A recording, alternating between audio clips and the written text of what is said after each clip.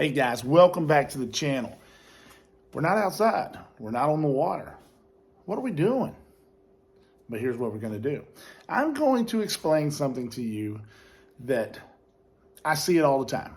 I've got the ghost tree. Can't get rid of the ghost tree. What is this thing in the middle of the tree? I'm going to explain to you what a ghost tree is.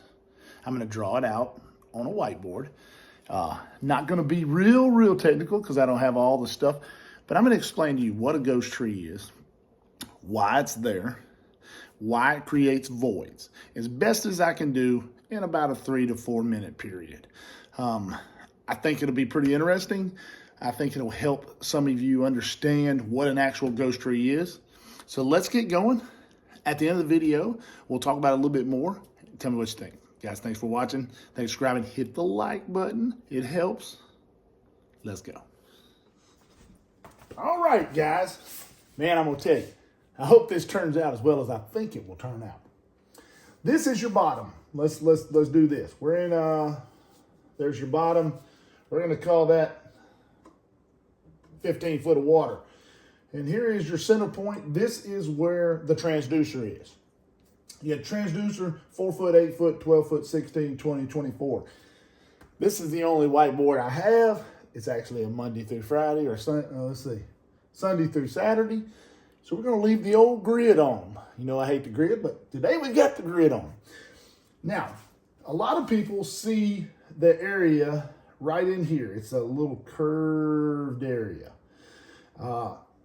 It does have lines, but as a whole, it's a curved area right there. That's your ghost tree. But what is a ghost tree? Let's take the time and go through it. All right, so I went ahead and erased the ghost tree just for the simple purposes of cleaning it up. Got my old handy rag there. Now, what happens is there's 5 beams. They come out at they're 27 degrees wide. 5 of them together make a 135 degree beam. Now, what happens is as a beam comes down, we're going to call this is a hard bottom. Hard bottom. Shallow water areas and hard bottoms is where you see your ghost tree the worst. What happens as a beam comes down, right there, it's coming down at an angle. As it hits this bottom at a slope, it doesn't bounce back up because it essentially skips. So it skips out at an area like that. Okay. Now, we'll have another beam that comes down, just say in this area, still hitting it at a slope. And then what happens is as it comes down, it hits and comes out at a different angle. Okay, there we go. And then we'll have another beam that comes out here. And what it does is it hits one of these beams, one of the skipped beams, and it'll go on through. It's going to go on through. So now we have all our beams. And what's happening is this beam comes out and skips. It creates that resemblance of a ghost tree.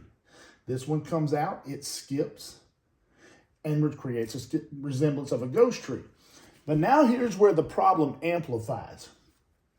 As this beam and this beam and this beam, as they hit the bottom and skip outwards at an angle, and they start to create these little areas right here, and to a point, they'll create an area. This is the main ones. These are the main ones at the bottom. And what they create is because you have so much beams hitting and crossing at different angles. Boom, boom, boom. You have a lot of they're all bouncing and hitting each other. That is the areas that possibly could create a void. And the reason that is because you have 3 different beams going in all different directions. It's not an actual void. It's just the beams hitting and intersecting in areas that are real small. So when your bait is coming down through here, boom, boom, boom, boom, boom, boom, boom, boom, boom, boom, boom, it gets to this area.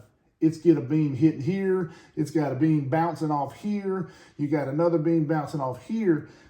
It tends to kind of want to hide itself in all of those returns. That's why when it's up here, it goes right on through. See, it's not hitting but one little small area there. It goes on through. When it's down at the bottom, it's okay there, but notice as we get closer to this area, you got an area right there. That's when it tends to go away. Now, let's take a look at why, before we get off of this subject, why does it not do it when I'm in that shorter area? Now, this is not to scale. I understand that. But when you hang it down, say vertical jigging, and you got your jig here. All right, so I've edited out the portion where I actually, cleaned up the board. Nobody wants to watch me do that.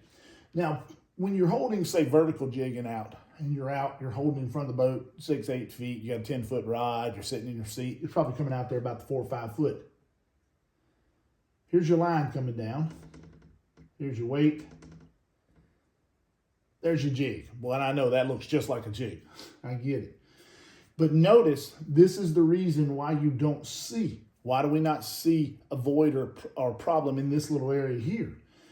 You have no beam intersection, and you have no resemblance of the ghost tree, so that's why you can see it here. But sometimes when people say, well, I cast it out, and when I'm bringing it back, it disappears about 16 to 20 feet.